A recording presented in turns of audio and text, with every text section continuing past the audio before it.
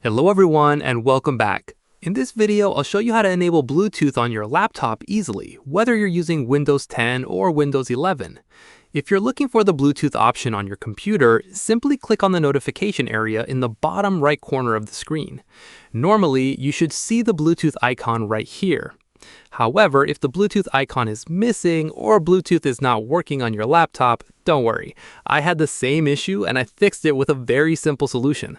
Before we get started, make sure to like this video and subscribe to the channel for more helpful tutorials. Let's begin. First, open Google and search for your laptop model followed by the word drivers. For example, ZBook G3 drivers. You will see a result from the official HP website. Open that link. If you have a Dell laptop, you can search for something like Dell Latitude 5570 drivers. Then open the first result from Dell's official website. The important thing is to download the drivers from the manufacturer's official website. Now let's confirm that the Bluetooth driver is actually missing. Open Windows Search and type Bluetooth. Then open Bluetooth and Devices Settings. Normally, you should see a Bluetooth on-off switch here.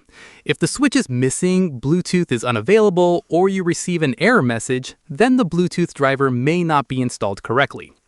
Now let's go back to the drivers page. Select your Windows version, such as Windows 10 or Windows 11. Next, choose your system type, 64-bit or 32-bit. Most modern computers use 64-bit Windows. After that, click Submit or Search. Wait a few seconds while the website loads all available drivers for your device. Next, open All Drivers, then Network Drivers. Here, you'll find the Bluetooth driver. Click Download. On some websites, you may see a message like, once the download is complete, double-click the installer file. Click Next, accept the license agreement, then click Next. Next, and the Bluetooth driver installation will begin. Wait until the installation process is finished.